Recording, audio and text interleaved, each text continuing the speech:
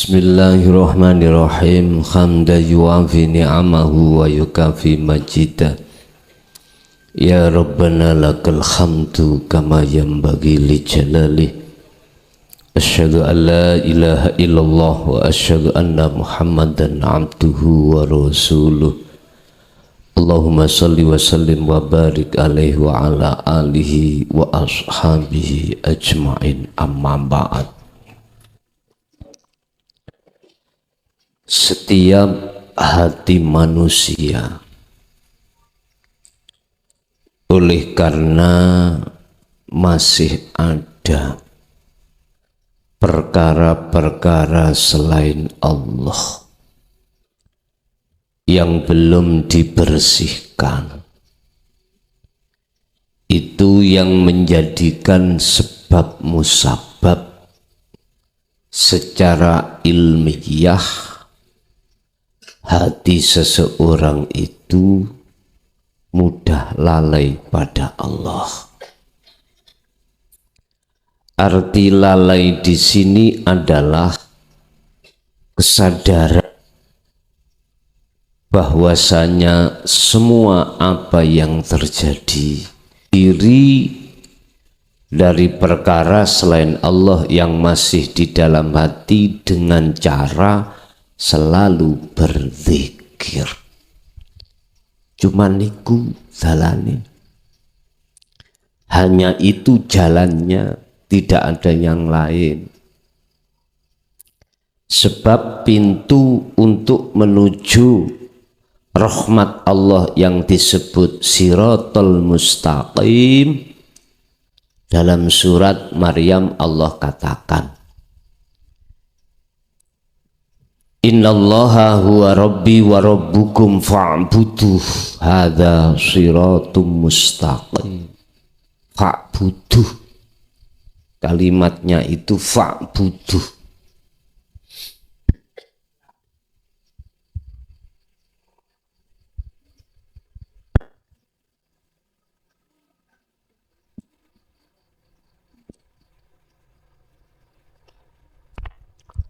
Fa'buduh.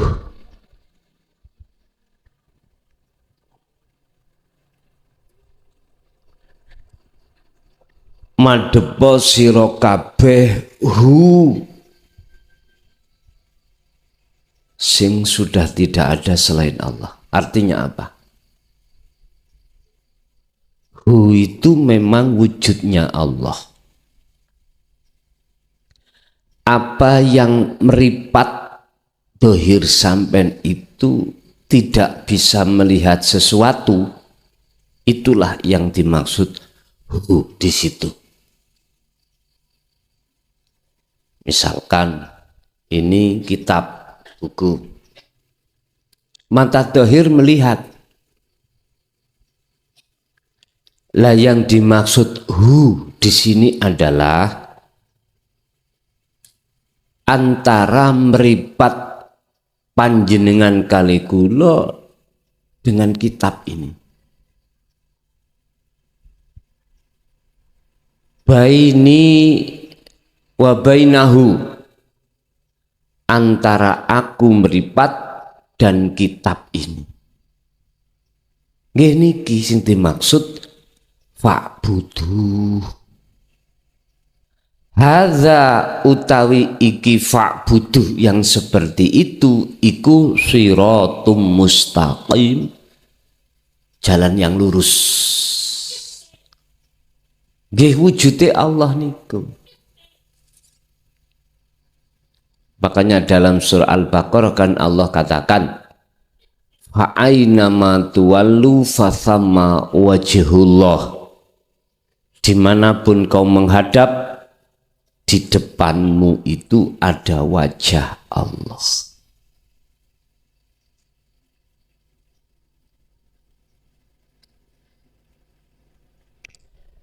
Inilah yang kumaksud malatastati ru'yatuhu wa huwa wujudullah.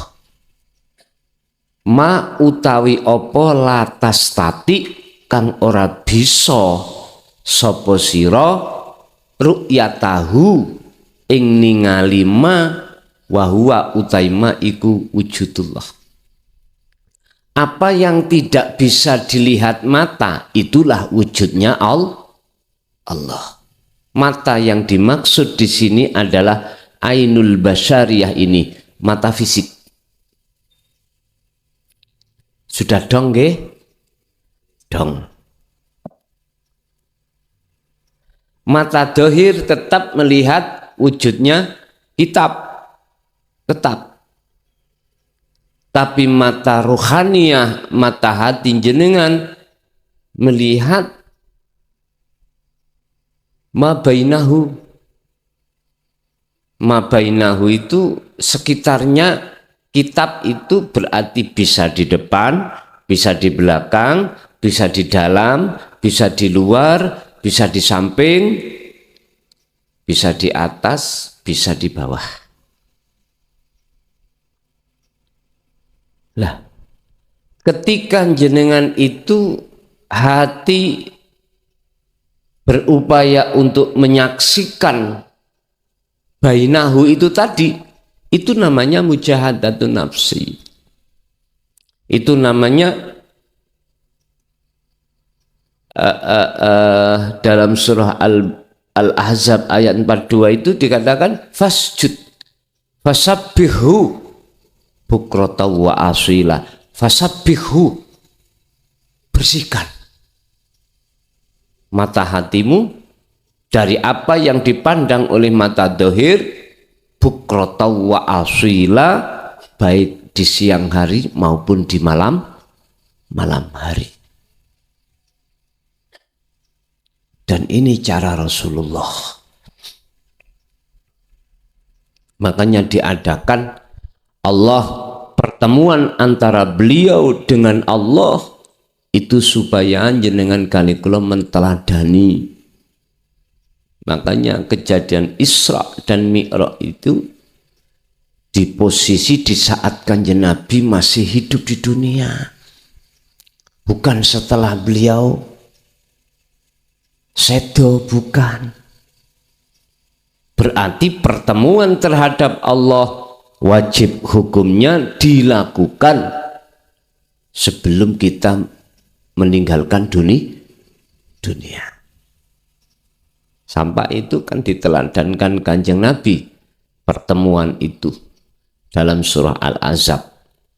Laqad kana lakum fi rasulillahi uswatun hasanah. Ayatnya liman kana yarjullaha. Hati jenengan harus ada keinginan untuk mendekat dan bertemu Allah wal yaumal akhirah, di alam akhirat ini. Wa dzakarallaha katsiran, dengan kunci berzikir. Lho niki sadurunge sedo. Teladan niki Kanjeng Rasul di dalam Al-Qur'an menyebutkan pertemuan kepada Allah, bukan pertemuan terhadap selain Allah. Makanya bagi si salik ketika solo gak wajib tur gak penting jenengan iku arep-arep karomah, ya bukan penting, dan itu bukan tujuan si salik ketika solo. Rasulullah memberikan gambaran di dalam Quran tadi adalah yarjullaha. Bahasanya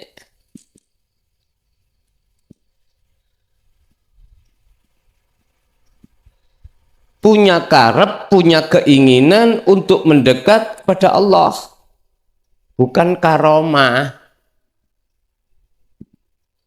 bukan tujuan yang lain, bukan kesaktian, atau bukan pokoknya selain Allah, nggak ada. Lawang ayatnya bicara seperti itu. Sehingga kalau kita bicara solo, miturut Quran adalah perjalanan si hamba ruhaniyahnya itu bertemu Allah. Gak ada yang bertemu selain Allah. Tapi jikalau jenengan punya niat selain daripada itu, ya monggo, iku haknya orang masing-masing. Saya cuman menegaskan setingkat Rasulullah aja, beliau ketika Isra dan Mi'raj tujuannya ke Allah. Padahal beliau juga melewati alam kasyaf, melewati, mohon maaf, bertemulah terhadap para malaikat, bertemu para nabi dan rasul. Dan itu bukan tujuan. Tujuannya adalah mendatangi undangan Allah, sing undangan itu gursita, bertemu Allah. Urusan yang lain itu bonus mawon, Pak. Jangan dijadikan sebagai tujuan. Satu kali saumur.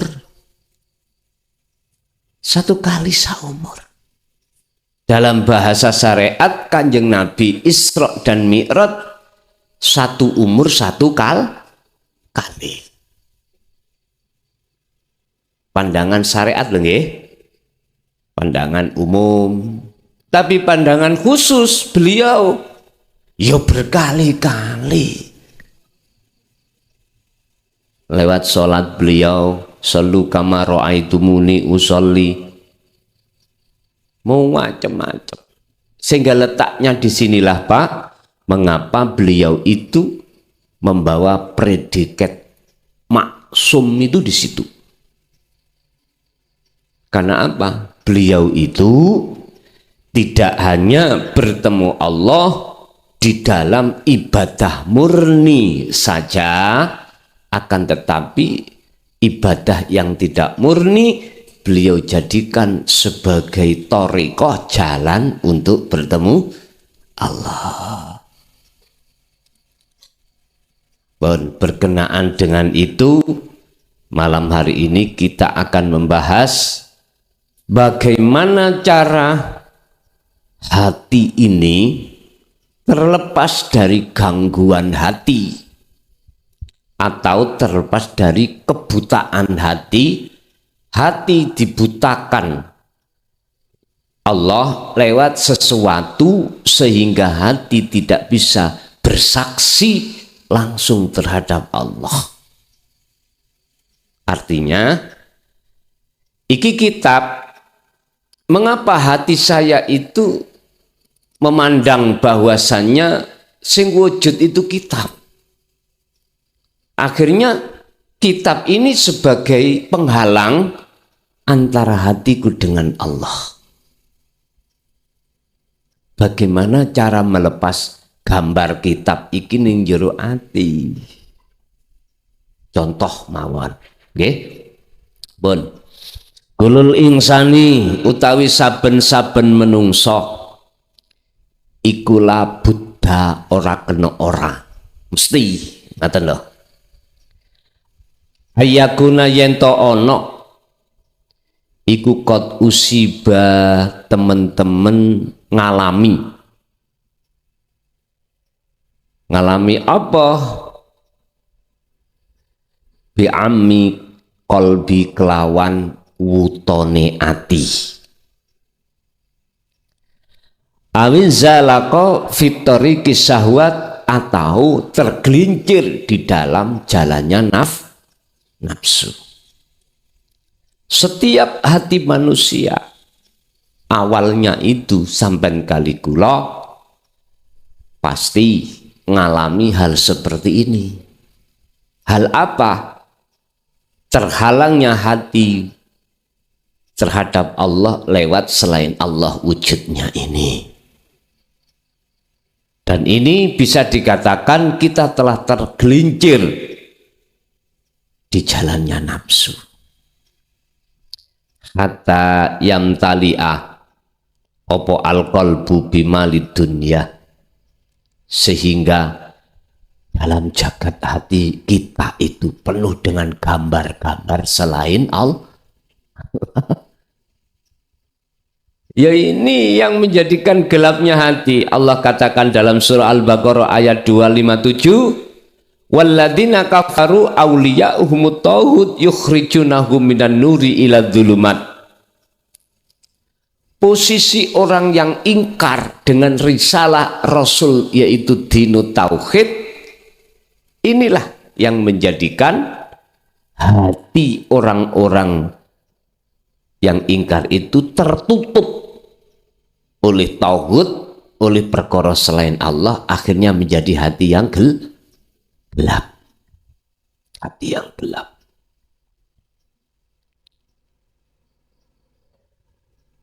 Wa yaghfil qalbu anillah subhanahu wa ta'ala.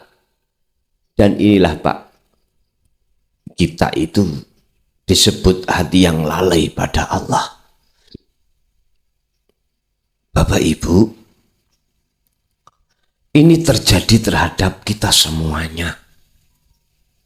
Karena ini juga mengikuti sejarah baginda Nabi Adam alaihissalam ketika beliau ada di surga, sudah diingatkan Allah, Adam,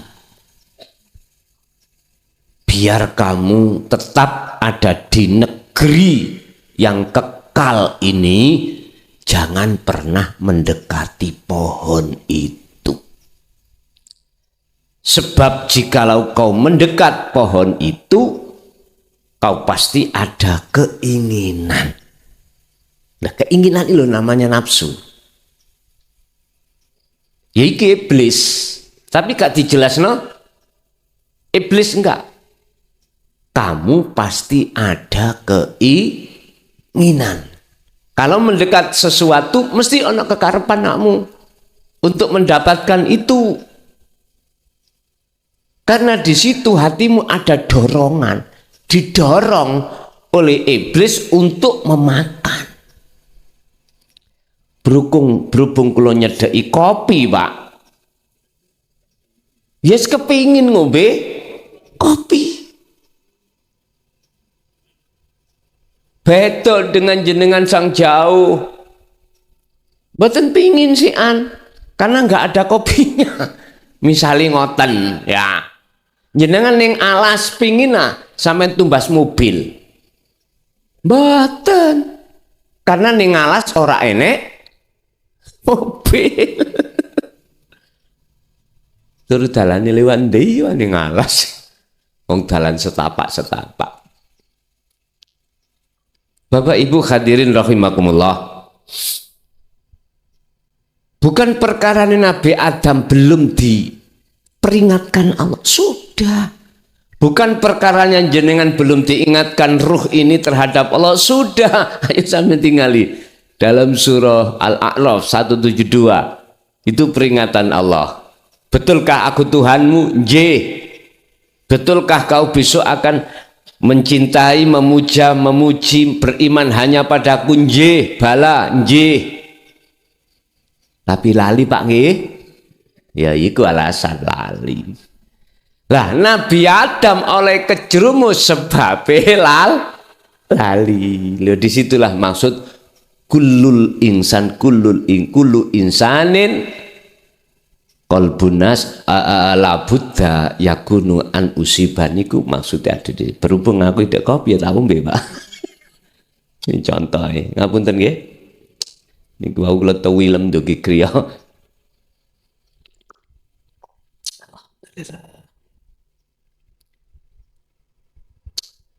Mohon. Terus piye? Bagaimana caranya untuk buang itu semuanya? Sebab lali sampen kali kula nek diurus-urus mboten salah nafsu, mboten salah iblis, karena kita mendekat sejak akil balik. Walamma adlamat tatkalani peteng opo gulubunas atini menungso semangsane peteng apa kulubun nas suma arsala mongko nuli ngutus sapa Allah taala rasulahu ing utusane Allah. Sinten sing dimaksud utusan Allah? Kanjeng Nabi. Ketika posisi hati manusia ini dalam keadaan gelap gulita disebabkan dipenuhi dengan gambar-gambar sakliyane Allah, arsalallahu ta'ala rasulahu, Allah mengutus utusannya. Ngapain utusan itu Allah utus?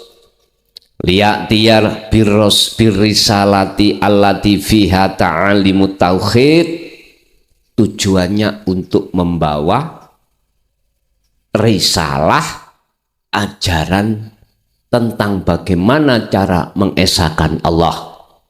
Itulah yang kumaksud ilmu tauhid. Tapi hatta tasiro quluban nas allati kanat fil asli mudlimatun musrikotun. Tujuannya adalah ilmu tauhid supaya artinya manusia itu keluar dari zona gelap menjadi zona yang terang benderang. Niki tujuan tauhid, ilmu tauhid yang dibawa oleh baginda Rasul. Tapi walakin fil waqi'i la yazalu katsiru minan nas yungkiruna dzalik. Akan tetapi fil waqi' la yazalul katsiru minan nas, mereka banyak yang ingkar. Ingkar berarti menolak. Enak ngaji babakan ilmu ati ku ngeten lho Pak. Gak apa-apa rokokan. Ngombe kopi ya ora apa-apa. Rawame ya ora apa-apa. Betul amen ngaji bab masalah kitab syariah. Le jok maneh ngombe kopi rame diselentik guru. Gak wani gurune ngawiti rokok ya gak wani, padha gak wani. Pun nyantai mawon. Sing penting ilmu itu saged njenengan tampa. Wa akhiran yukfilullahu quluba haula. Akhirnya napa ketika saat mereka iku nolak, ingkar. Artine wong nek wis nolak lan ingkar, ngingkari tentang ajaran tauhid, wa akhiran yukfilullahu quluba, atine bakal dikunci Allah. Naudzubillahi min dzalik. Yaqulu Khalid Dawud sapa Allah fi suratil Baqarah, ing dalam surah Baqarah ayat 6 dan ayat 7. Khatamallahu ala qulubihim wa ala sam'ihim wa ala absarihim ghishawatu wa lahum adzabun adzim. Allah akan mengunci hati seseorang sebab mereka tidak beriman ketika saat disampaikan atau tidak tentang tauhid beliau tolak. Innal ladzina kafaru sawaun alaihim a'andzartahum am lam tundirhum la yu'minun, tetap enggak percaya. Akhirnya khotamallah, khotama mongko ngunci sapa Allahu Gusti Allah ala qulubihim ing atase pira-pira atine manungsa wau. Niki Quran. Gusti Allah sampun memperingatkan terhadap kita dan menjadikan satu kabar baik bagi golongan-golongan yang benar-benar menerima apa yang dikatakan sebagai ajaran inti Rasulullah, yaitu tentang tauhid. Terus kalau sudah dikunci, bagaimana cara membuka? Ini dikunci.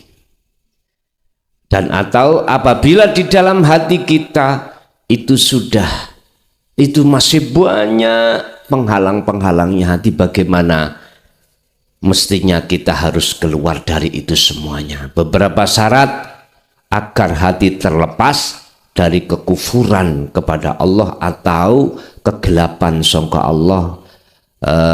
Gini, ba'du suruti salamatil qalbi minal kufri billah. Pertama adalah jenengan kali kula la buddha, ora kena ora alias wajib apa anta jida yen to nemu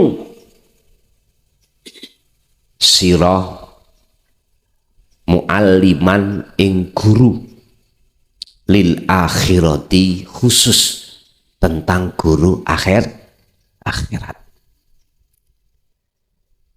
Iku mualliman li ilmi tauhid, cirinya adalah guru itu membawa tatanan ilmu bagaimana cara mengesahkan Allah.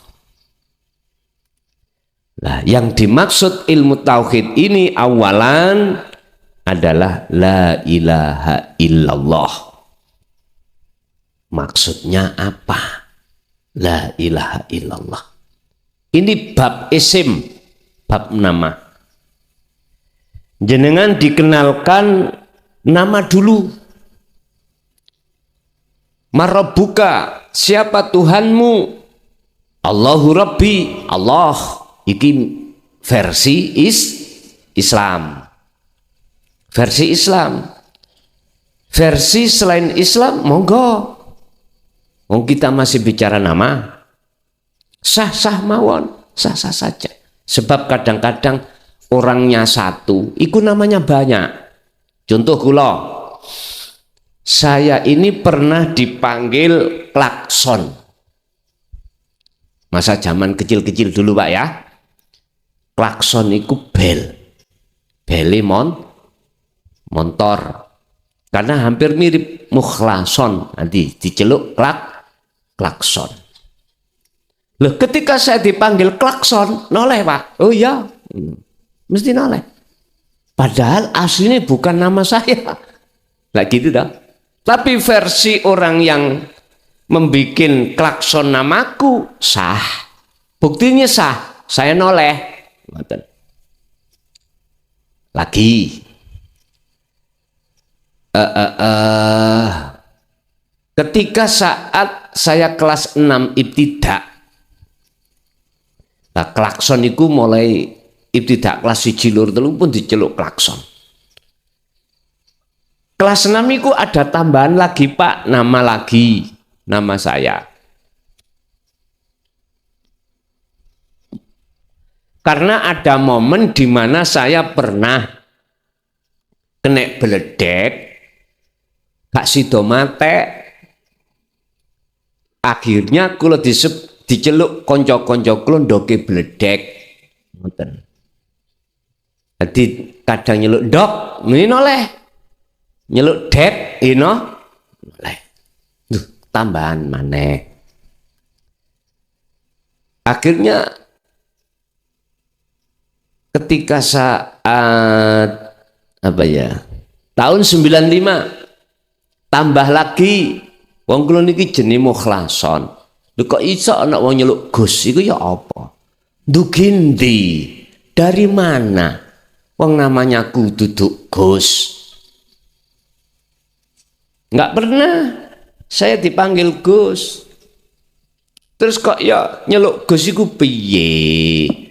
Gus iku kan biasanya kan anake kiai, ya ta? Nek abah kula niku kiai langgaran Pak saat itu. Yang bimbing wong thariqah khususiyah. Mboten apa jenenge tidak mempunyai santri sing atusan bahkan mboten. Abah kula niku mboten nate purun gelem ngaji. Maneh ngaji ning jaba ngeten iki. Ngajine cukup golongan thariqah tok.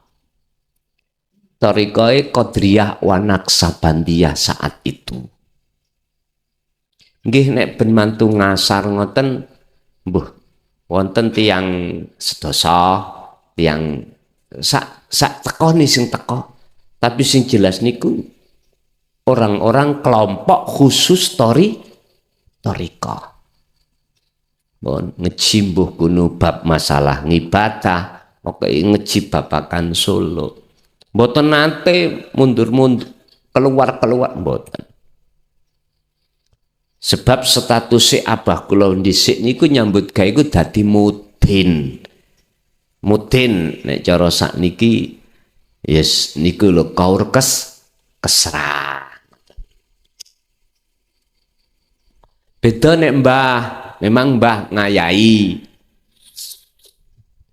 santri tapi mboten kathah. Niku mung njaluk selawe, nek ndukur selawe pun dibuang, gak gelem ndukur selawe mboten purun. Termasuk di dalamnya itu ono kiai sing terkenal, jenengan jelas kenal. Cuman kula mboten wani buka ning publik, mboten wani. Daerah Kediri niku wonten Gusmi, daerah Tulungagung niku wonten Mbah Yai Sirot.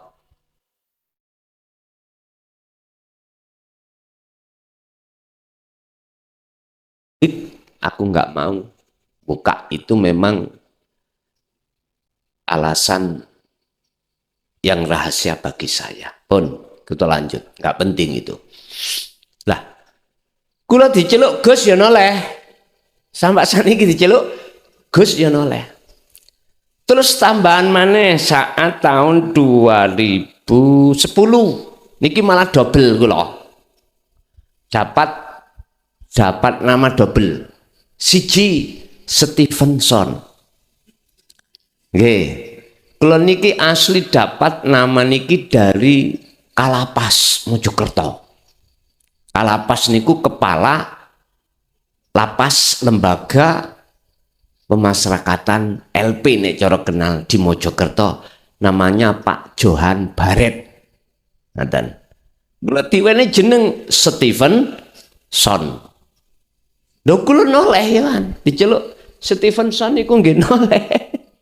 Terus lari kanca-kanca narapidana nambahi kula Mbah Kura-kura.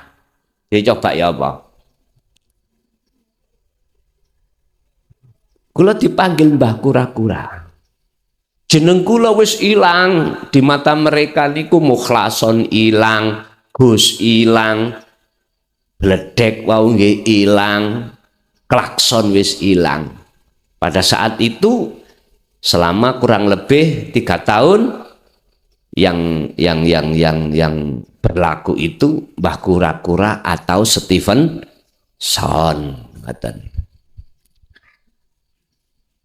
Lagi terus sampai detik ini ana sing manggil kula apa jenenge Kiai. Lho iku kan jeneng kula to Pak. Kok ya kula noleh. Ngapunten Kang Kata. Allah iku masih sampean celuk Allah ya noleh. Sampean celuk Sang Yang Widi ya noleh. Tidak hanya disebut dipanggil Allah, ya Rahman, ya Rahim noleh. Bukan, ndak. Semua apa yang miturut sampean iku isim lakop terhadap Allah, tetap Gusti Allah memperhatikan. Yang terpenting gini, sing manggil iku cetha.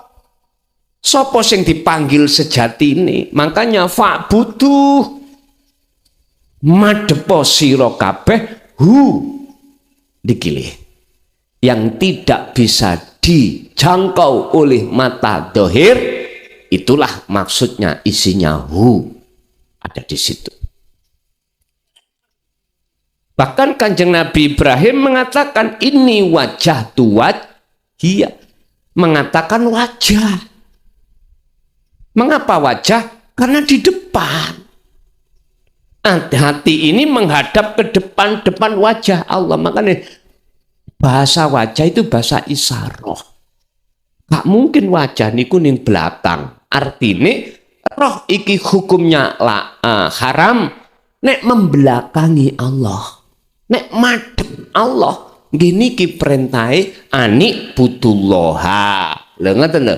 Yang kita belakangi wastanibut tauhid, perkara sakliyane Gusti Allah. Bukan buku ini yang harus ditaruh di depan, tapi wajah Allah yang di depan. Buku makhluk itu, mohon maaf, harus ditaruh di belakang.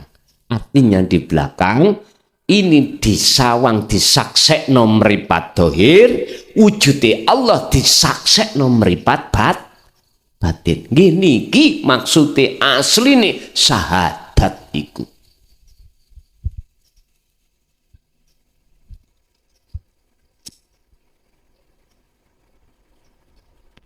Niki anak sing kerepotan nyambut gawe maneh mboten niki malam niki. Baik kerepotan itu mboten nggih.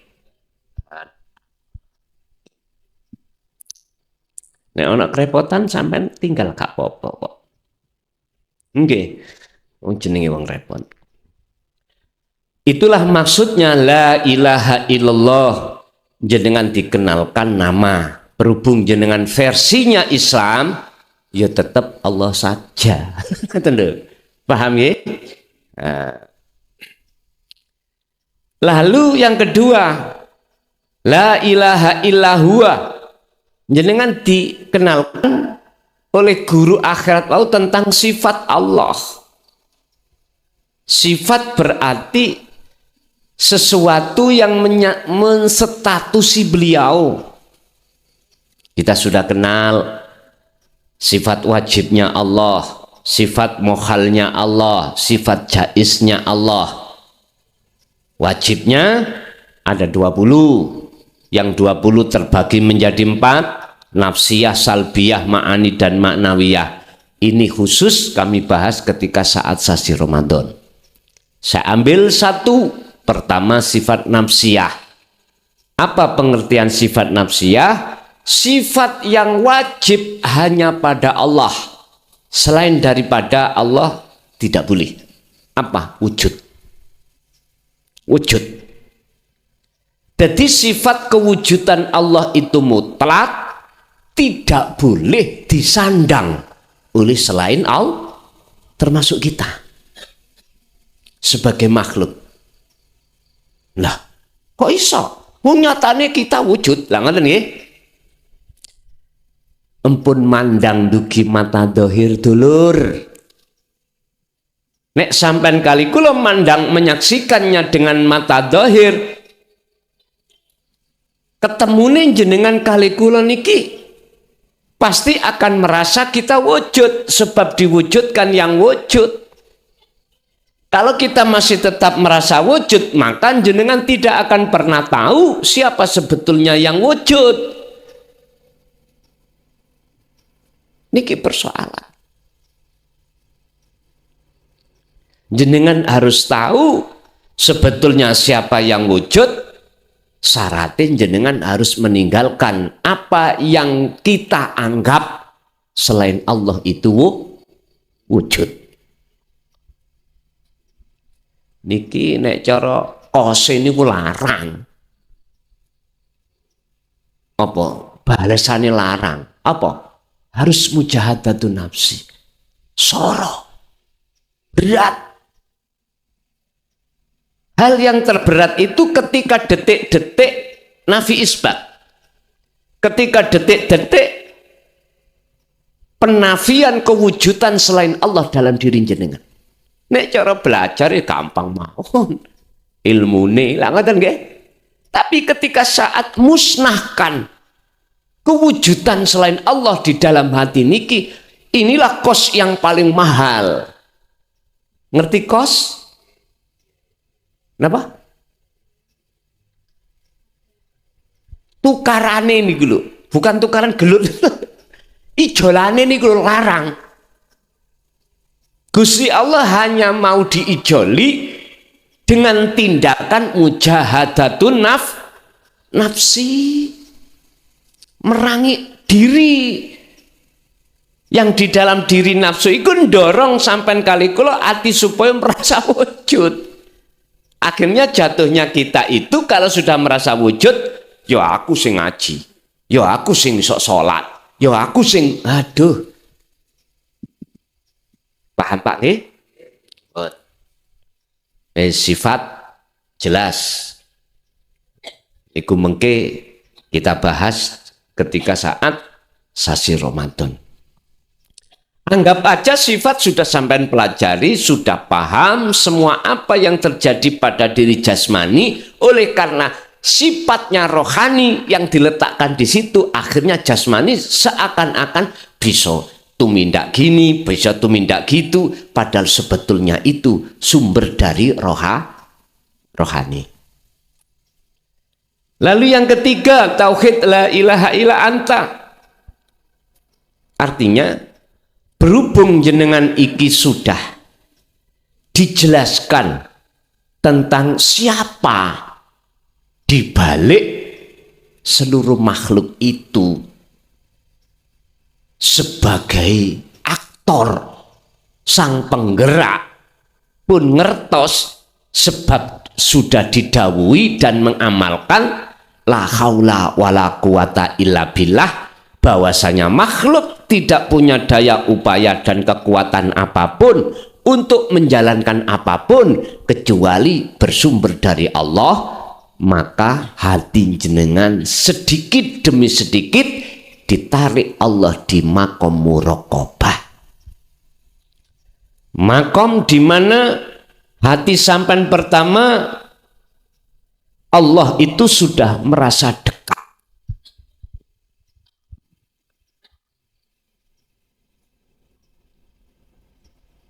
Muraqabah, fana, ma'rifat.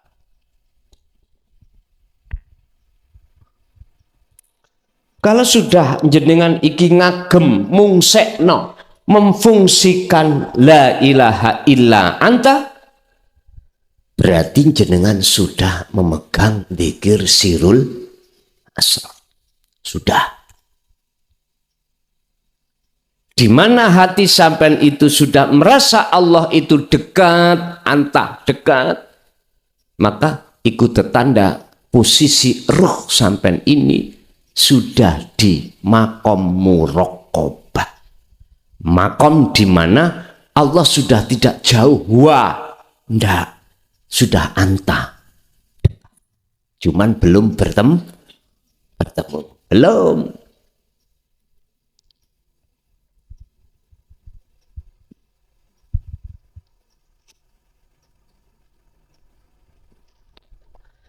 Di sini diperlukan nur. Yang tak maksud nur itu adalah nur makrifat. Bisa mencapai ke makom fana, lalu nanti biar ditarik Allah ning makom makrifat. Disinilah ruh itu butuh yang namanya nur makrifat. Sing maksud tujuan nur makrifat adalah untuk mengusir semua apa wujud-wujud yang kita anggap wujud selain Allah yang sudah ada di dalam dada. Taruhannya jenengan wajib mujahadatun nafsi, terus merangi diri dengan cara berzikir. Paham ya? Dzikir yang kumaksud di sini bisa digabung antara dzikir sir dengan sirul asrar di tahapan su'aul basirah. Merasakan, mengimankan kehadiran wujudnya Allah di tengah-tengah segala aktivitas apapun. Akhirnya hati sampean dikasih sinyal oleh Allah, tali yang disebut bahwasanya iman sampean iku wis sak temene iman sing gerakno kabeh iku adalah Allah. Wis. Ketika ini terus-menerus berlaku dalam hati jenengan dzikir tersebut, maka ainul basirah, nur makrifat Allah nyalakan. terhadap hati sampean. Nah, kalau nur makrifat itu sudah Allah nyalakan dalam hati sampean, maka semua apa yang tadinya dalam hati kita masih ada merasa selain Allah itu wujud, saknaliko seketika itu juga hilang. Makanya disebut makom fana. Lah posisi ruh sampean yang seperti itu Bapak Ibu, laksana persis seperti orang tidur. Wis gak kelingan sopo-sopo, dirinya pun tidak tahu. Paham ya? Makanya nanti sampean kok yang mengalami ketika sholat atau ketika ngalami jenengan iki waktu aktivitas sakliyane sholat kok ya wis gak ro awake, berarti itu makom fana. Gak usah wedi. Lah mengke rakaate gak buyar, ya mesti buyar. Tapi gak oleh wedi. Jenengan gak oleh pusing. Carane ya napa? Ngeten. Lho sing gawe ngono sapa? Halo. Ya Gusti Allah. Wong setingkat Kanjeng Nabi niku lho ketika Isra Mi'raj. Ayatnya napa? Subhanalladzi asra. Dialah zat yang maha suci yang memperjalankan. Artinya Kanjeng Nabi wis gak rumangsa berjalan sendiri.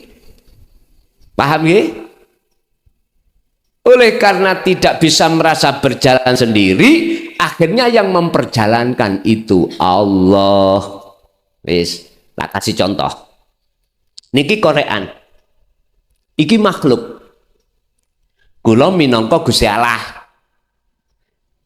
Niki kok jawabane ngeten sampean, apakah korean itu yang bisa menghadap kula? Apa tah korean oleh ngadep kula sebab tak dep niku kula?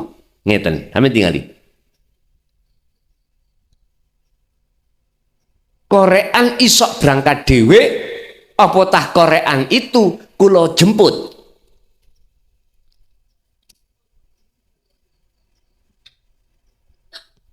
Niki loh status salik yang betul itu gitu. Kalau di dalam hati si salik merasa bisa berjalan sendiri, nyun sewu, sampak lebari wong meteng gak iso. Kapan wong wedok lebar meteng itu? Kiamat toh?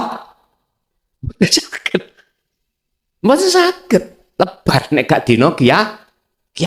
Artine napa? Si salik ketika suluk sampai jungkel kalau masih dirinya itu merasa bisa suluk, bisa berjalan sendiri, bisa berzikir sendiri, miturut aturan ora iso. Jadi sing tak maksud kos sing mahal itu ada di situ. Paling berat itu di situ. Kalau sudah sampai pada alam fana, maka diteruskan la ilaha illa ana, tauhidnya yang berlaku dalam hati jenengan hanyalah aku Allah.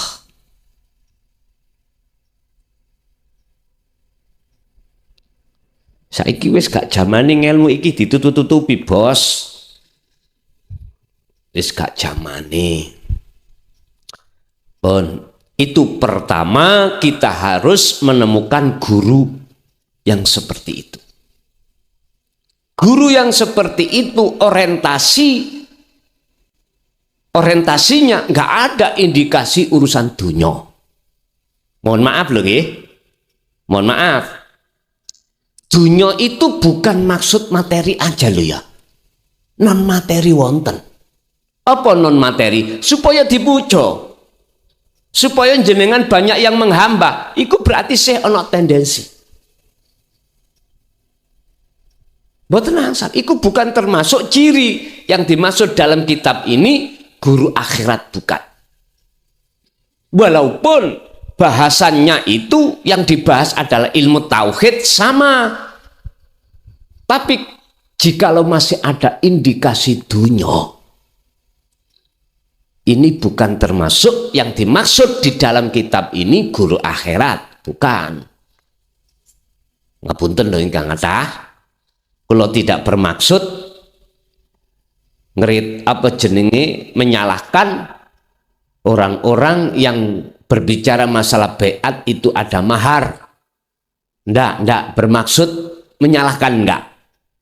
Cuman kami bermaksud mengkritik dengan membangun, boten menjatuhkan, enggak. Mengkritik dengan membangun, boten angsal. Sebab nopo nyun sewu, kalau kita bicara tauhid murni, ngapunten,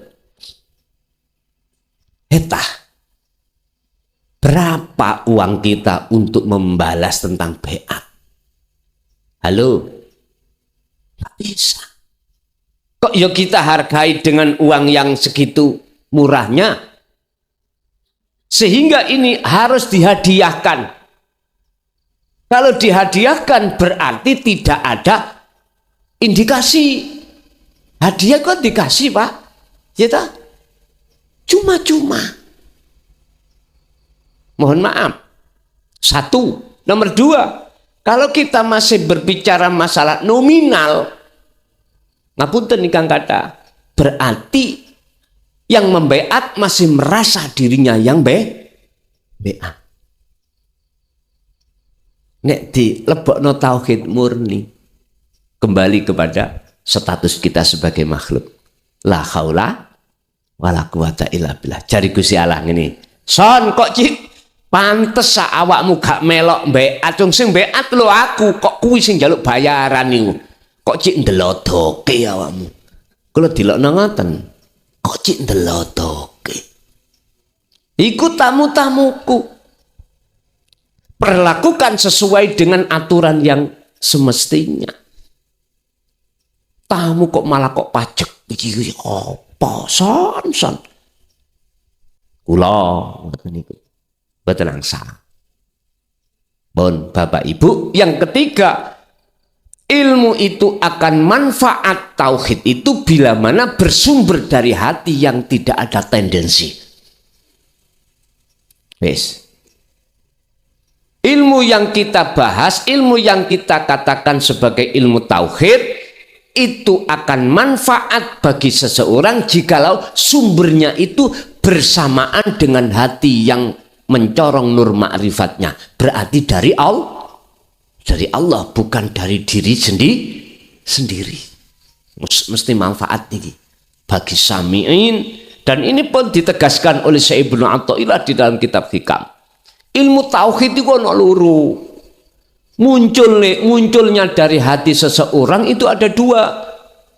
Ada yang bersamaan dengan nur ma'rifat, ada yang tidak. Ketika munculnya dari nur ma'rifat mesti manfaat. Kalau tidak, ya tidak. Makanya kita kembali kepada pembahasan keadaan hati manusia itu kan ada dua.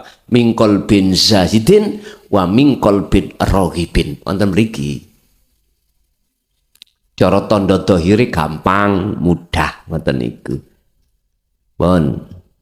Kalau sudah sampai pada tauhid la ilaha illa ana, berarti itulah jenengan sudah menduduki makom makrifat. Nomor dua, apa syarat yang harus kita datangkan untuk bisanya hati terlepas dari kekufuran? Tanian, idza khasolat, tatkalane wis hasil apa makrifatu tauhid, tentang makrifati ilmu tauhid sudah sampai dapatkan, lalu langkah berikutnya fal hututul lati taliha hiya az-zuhdu, zuhud berarti khalwat. Inilah yang kumaksud melanggengkan dzikirnya di setiap keadaan.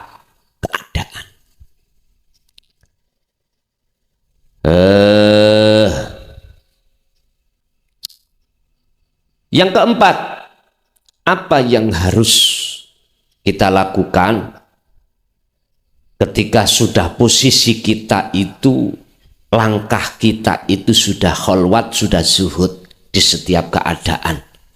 Robi'an aiku al istiqomatu yatadzakkarul qalbu bistimrori dunatakoyudi bizamani wal makan. Qala Rasulullah qala Allah ta'ala fi suratil al-ahzab. Kita harus terus menerus mengistiqomahkan dzikir itu dalam bizamani, ing dalam keadaan, waktu, wal makan lan tempat.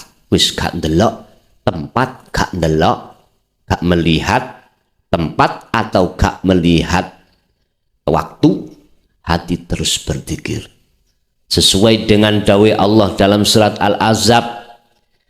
Ya ayyuhalladzina amanu dzkurullaha dzikron katsiron. Wahai orang-orang yang beriman, ingatlah hatimu terhadap Allah dengan ingat yang sebenar-benarnya, ingat tursing uke, yaitu maksudnya adalah sirul asrar nuju fana'ud dzikri. Fasabbihuhu, apabila di dalam hati jenengan masih ada selain Allah, fasabbihuhu, sucikanlah bukrata wa asila, baik di dalam waktu siang maupun di dalam waktu malam. Hadza huwa at-tariqu li fathi basaril qalbil al-a'ma ilallah. Itulah cara untuk membuka mata hati yang buta terhadap Allah, tidak menjadi buta nantinya, atau disebut keluar dari belenggunya hawa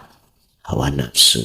Au sumia yusama utawa den arani apa hadza al khuruja ing metune min ubudiyatin, metune rohaniyah dari belenggune hawa nafsu.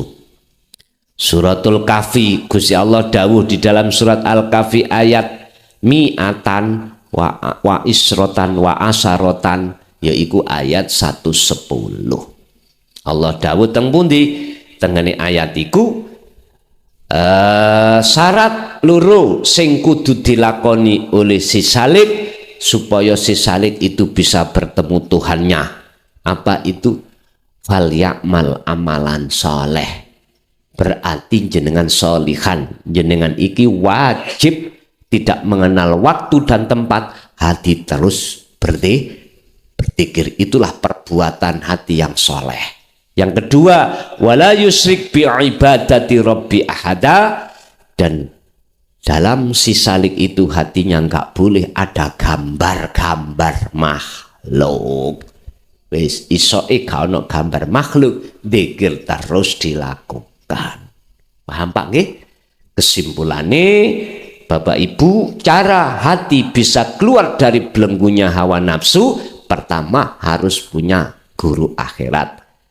Karena apa? Karena kita mau mendapatkan ilmu tauhid. Setelah itu kita dapatkan, kita harus laku kholwat atau zuhud dengan bentuk berzikir terus menerus. Itulah namanya istiqomah. Baru teng mriku terjadinya proses muraqabah, proses fana, proses makrifat. Gampang nggih ngomong.